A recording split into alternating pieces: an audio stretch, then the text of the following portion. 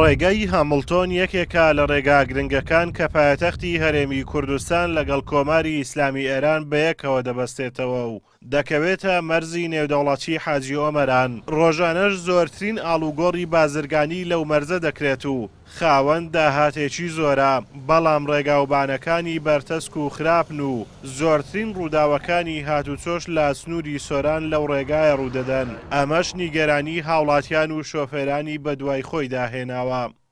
سەبارەت بە دووسایدی ڕێگای هامڵتۆن من وەکو شوفێرێکەوە لە ڕێگای لە مەرز نێودەوڵەتی حاجی ئۆمەران کارەکەم و ڕۆژانە و دەبینین کەوا چەندین کارە ساتێکی نەخوازرا و چەندین حادثە لەم ڕێگایەدا بەدی ئەکەینوە ڕوئەداتن. بۆیە داواکارین لە پارێزگای هەولێر، داواکارین لە حکوومەتی هەرێمی کوردستان ئاوڕێک لە دووسایدی ڕێگای هامڵتۆن یاخود ڕێگای سۆران حاجی ئۆمەرە بدەنەوە ئەم ڕێگامان بۆ چاک بکەن و داواکارین لە حکوومەتی هەرێمی کوردستانە زادەوبانەکەمان لۆ چاک بکە. هەتا قەزای چۆمان بەڕاستی زۆر خراپە لەوەی ڕێگایەکی نێودەوڵەتیە، داهاتەکی زۆریشی هەیە لێرانە. لە ڕاستیدا کە ئەوەی کە باز دەکرێت ڕێگای هەمیلتۆن کە ڕێگایکی استراتیژیا داهاتەکەی بۆ چەند کەسانێک لە حکوومەتی هەرێم و بۆ لەناو حکوومەتی هەرێمیش بۆ چەند تاکە شخصێکە مەرگ و مردنیەکەش بۆ خەڵکی ئەو دەڤەرەیە بە تایبەتی کە ساڵ نییە دەیان کارەساتی لێ نەکەویتەوە بەهۆی تەنگەبەری ڕێگاوبان و بەهۆی زۆری هاتسۆی ئەو تانکەر و بارهەڵگرانی کە بەو ڕێگایەدا دێن و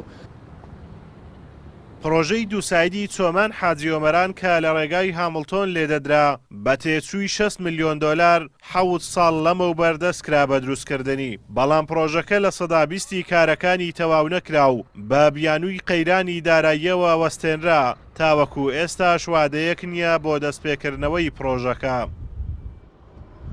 بەهۆی دروستبوونی قەیرانی دارایی لە 2014ەوە پرۆژە استراتیژیەکان کە ئەوشێکە لە پرۆژە استراتیژیەکان وەستا و چاوەڕوانی باشبوونی بارودۆخی دارایی حکوومەت دەکەین کە بتوانین ئەو پرۆژە استراتیژی و گرنگانەی کە هەیە لە ناوچەکەمان و کوردستانی کە تەماشا دەکەین پرۆژە استراتیژیەکان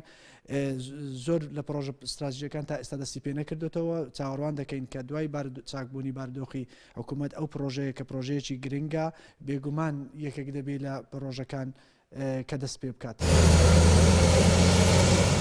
ڕێگای هەمڵتۆن زیاتر لە 100 ساڵ لەمەوبەر لەلایەن ئەندازیارێکی بیانیەوە بە ناوی هەمڵتۆن بنیاتنراوە و تاوەکو ئێستاش گۆڕانکاریەکی ئەوتۆ لەو ڕێگایە نەکراوە و لەگەڵ بەرەو پێشچوونی تەکنۆلۆژیا و زیادبوونی داهاتیش بەرپرسانی کوردستان خەمسار بوونە لە خزمەتکردنی هاوڵاتیان و بەرەو پێشبردننی ڕێگاکانی هاتوچۆ لە کاتێکدا کار و کاسبی و ژیانی ڕۆژانەی هاوڵاتیان پەیوەستە بەو ڕێگایانەوە.